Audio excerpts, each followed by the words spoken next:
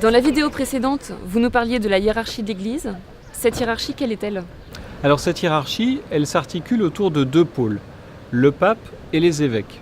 On considère aujourd'hui en théologie, notamment en théologie des sacrements, l'évêque a reçu ce que l'on appelle les tria munera. C'est une expression latine, on n'en a pas fait encore beaucoup du latin depuis le début de ce MOOC.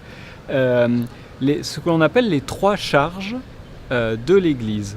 La charge de sanctifier, la charge d'enseigner et la charge de gouverner.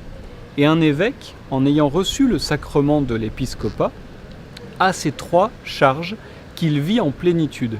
Et donc il y a ces deux pôles, les évêques et le pape. Mais le pape est un évêque. C'est l'évêque de Rome, c'est un évêque avec une place particulière de par l'histoire, puisqu'il est le successeur de Saint-Pierre, mais c'est un évêque parmi les autres évêques. Et donc ces deux pôles sont constamment en articulation, parfois en tension dans l'histoire de l'Église, entre le pape et les évêques. Mais alors, comment articuler ces deux autorités, le pape d'un côté et les évêques de l'autre ? Alors cette articulation, elle ne va pas de soi. Je vous ai parlé de tensions. Il y a eu des tensions dans la vie de l'Église. Par exemple, au XIVe siècle, avec le grand schisme d'Occident, l'autorité du pape sur les évêques a été remise en cause.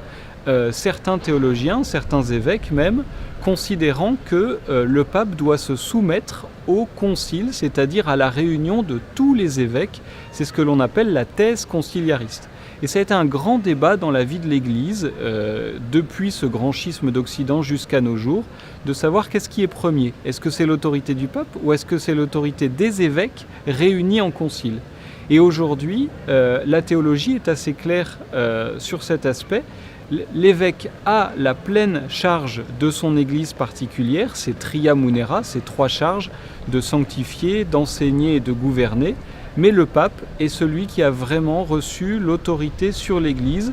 Il est le premier enseignant, le premier gouvernant et le premier sanctifiant dans la vie de l'Église de par sa mission pontificale. Finalement, qui a autorité sur le droit de l'Église ? Eh bien justement, on retrouve ces deux pôles.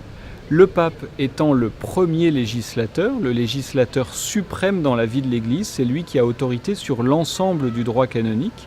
Mais chaque évêque a aussi une forme d'autorité sur le droit de l'Église dans son propre diocèse, puisque chaque évêque peut légiférer pour son propre diocèse dans un contexte particulier de culture, d'histoire, etc., puisque l'évêque est le plus à même de savoir ce qui est bon sur son peuple, mais jamais de manière contraire au droit général universel de l'Église.